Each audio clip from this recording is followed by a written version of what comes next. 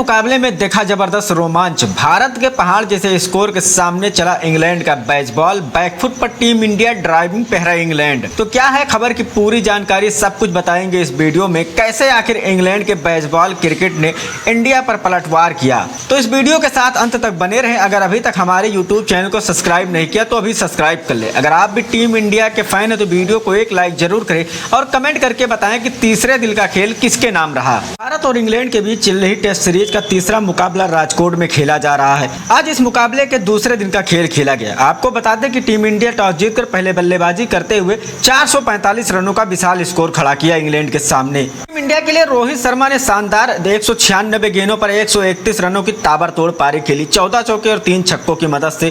तो वहीं रविंद्र जडेजा ने भी भारत के लिए शानदार 112 रनों की पारी खेली। टीम इंडिया के लिए डेब्यू कर रहे सरफराज खान ने भी यादगार पारी खेली। उन्होंने अपने पारी में 66 गेंदों का सामना करते हुए 62 रनों की तेज तर्रार पारी खेली, 9 चौके और 1 छक्के लगाए।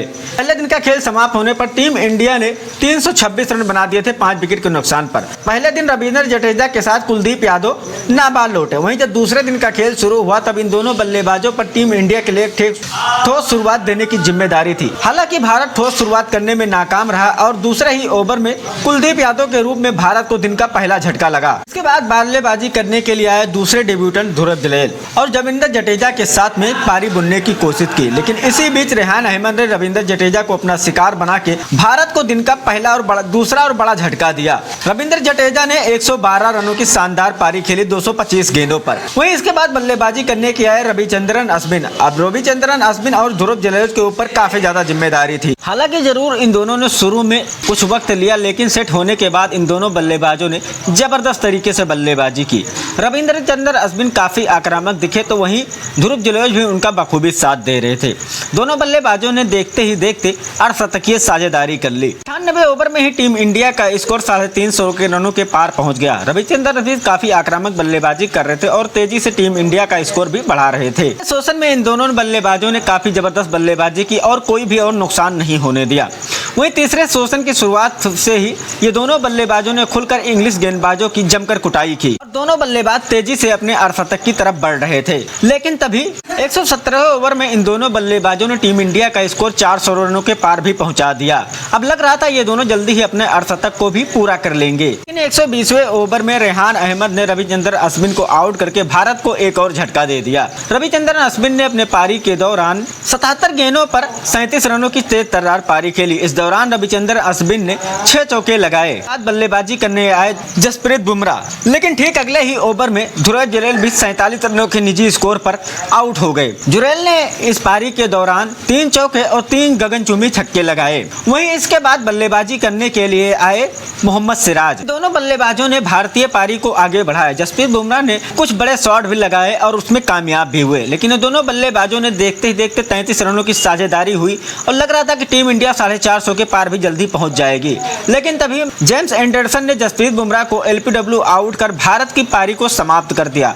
कुल मिलाकर भारतीय टीम ने अपने पारी में 445 रनों का स्कोर ही बना सकी। ऐसा लग रहा था कि भारत 500 रन भी बना सकती है क्योंकि पिच सपाट थी। वहीं अपने पारी में जब बल्लेबाजी करने के लिए इंग्लैंड की टीम उतरी तो इंग्लैंड को डेक क्रॉली और बेन डेकेट ने शानदार शुरुआत दिया। दोनों बल्लेबाजों ने शुरुआत में संभल कर बल्लेबाजी की, लेकिन 5वें ओवर में ही बेन डेकेट ने 2 चौके और 6ठे ओवर में 1 चौका लगाकर इंग्लैंड को तेज शुरुआत दी और 6 ओवर की समाप्ति तक इंग्लैंड ने 33 रन बना लिए थे बिना किसी नुकसान के। इसी के साथ ये सेशन भी समाप्त हो गया। वहीं तीसरे सेशन में इंग्लैंड के बल्लेबाजों ने भारतीय गेंदबाजों की जमकर कुटाई की। खासकर बेन डेकेट ने भारतीय गेंदबाजों को बेरहमी से कूटते नजर आए। बेन डेकेट ने आते ही जसप्रीत बुमराह के ओवर में 2 चौके लगाए तो अगले ही ओवर में 1 छक्का और 1 चौका लगाकर अपने इरादे जाहिर कर दिए। बेन डेकेट इस समय काफी अच्छी लय में बल्लेबाजी कर रहे थे। इन दोनों बल्लेबाजों ने 9 ओवरों में ही अर्धशतकीय साझेदारी भी कर ली। वहीं 10वें ओवर में 2 चौके लगाकर बेन डेकेट ने अपना अर्धशतक भी पूरा कर लिया। डेकेट ने अपने पारी के दौरान महज 39 गेंदों का सामना किया। बिल्कुल T20 अंदाज में वो बल्लेबाजी कर रहे थे। डेकेट की इस पारी को दर्शक भी खूब एंजॉय कर रहे थे। बेन डेकेट और जैक क्रॉली की यह पारी भारत के लिए सिरदर्द बनती जा रही थी, क्योंकि जिस तरह से ये दोनों बल्लेबाजी कर रहे थे बिल्कुल T20 अंदाज में बल्लेबाजी कर रहे थे। इस वक्त रन 8 के ऊपर के रन रेट से बन रहे थे। डेकेट फास्ट गेंदबाजी हो या स्पिन, दोनों को एक ही लय में बल्लेबाजी कर रहे थे। टीम इंडिया की गेंदबाजी भी अब काफी ज्यादा दबाव में दिख रही थी। भारतीय टीम को अब किसी भी हाल में एक ब्रेक थ्रू की जरूरत थी और इसी के साथ 14वां ओवर लेके आए रविचंद्रन अश्विन ने जैक करौली को आउट करके भारत को पहली सफलता दिलाई। आपको बता दें कि जैक करौली ने इंग्लैंड के लिए 15 रन बनाए। इसके बाद बल्लेबाजी करने के लिए आए ओली पॉप और बेन डेकेट ने शानदार बल्लेबाजी की। दोनों बल्लेबाजी कुछ समय तो संभल कर बल्लेबाजी की, लेकिन एक बार सेट हो जाने के बाद ओली पॉप भी बेन डेकेट की तरह खतरनाक बल्लेबाजी करने लगे।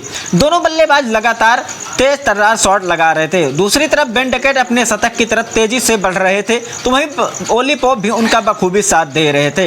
इंग्लैंड में 22 बॉल क्रिकेट को बखूबी अंजाम दिया। इस मैच में भी विकेट गिरने के बाद भी बेन डेकेट के बैटिंग करने का अंदाज नहीं बदला और वो लगातार शॉट लगा रहे थे। दूसरी तरफ से ओली पॉप से भी उनका भरपूर साथ मिल रहा था, जिससे टीम इंडिया की मुश्किलें एक बार फिर से बढ़ना शुरू हो गई। 17 ओवर में ही इंग्लैंड का स्कोर 100 रन के पार पहुंच गया। भारत का कोई भी गेंदबाज ऐसा नहीं लग रहा था जो इन दोनों को आउट कर पाएगा, क्योंकि स्पिनर पर खास करके बेन डेकेट ने काफी आक्रामक दिखाई। इसी का नतीजा रहा कि भारतीय गेंदबाजी पूरी तरह से दबाव में आ गई। 22वें ओवर में रविचंद्रन अश्विन को निशाना बनाते हुए बेन डेकेट ने अपने शतक की तरफ तेजी से और कदम बढ़ाए। अश्विन की इस ओवर में बेन डेकेट ने एक छक्का और एक चौका लगाया। इंग्लैंड की इस खतरनाक बल्लेबाजी के आगे भारतीय गेंदबाज बेबस नजर आ रही थी। 25वें ओवर में ही बेन डेकेट और ओली पॉप के बीच में अर्धशतकीय साझेदारी भी हो गई। 20वें ओवर में चौके के साथ में बेन डेकेट ने अपने शतक को भी अंजाम दे दिया। वो भी मैच 88 गेंदों का सामना करते हुए 14 चौके और 3 गगनचुंबी छक्के लगाए। 28वें ओवर में ओली पॉप ने 2 चौकों के साथ में इंग्लैंड का स्कोर 150 के पार भी पहुंचा दिया। पॉप भी पूरी तरह से खुलकर बल्लेबाजी कर रहे थे और मैदान के चारों तरफ जबरदस्त शॉट लगा रहे थे। भारतीय टीम के लिए ये जोड़ी सिरदर्द बनती जा रही थी। 31वें ओवर में मोहम्मद सिराज ने ओली पॉप को आउट करके भारत को बड़ी राहत दिलाई। आपको बता दें कि ओली पॉप ने इस पारी के दौरान 37 रनों की पारी खेली 55 गेंदों पर। बल्लेबाजों ने इस पारी में 6 के ज्यादा से रन रेट से बल्लेबाजी की। अभी टीम इंडिया 200 रनों से ज्यादा की लीड पर है। दिन का खेल समाप्त होने तक इंग्लैंड ने अपनी पहली पारी में 202 रन बना लिए 2 विकेट के नुकसान पर। बेन डेकेट 133 रनों पर नाबाद है, जबकि जो रूट 2 रन बनाकर नाबाद लौटे हैं। दोस्तों कमेंट करके बताइए कि दूसरे दिन का खेल किसके नाम रहा। ऐसे ही शानदार वीडियो के लिए हमारे YouTube चैनल को सब्सक्राइब करना बिल्कुल ना भूलें।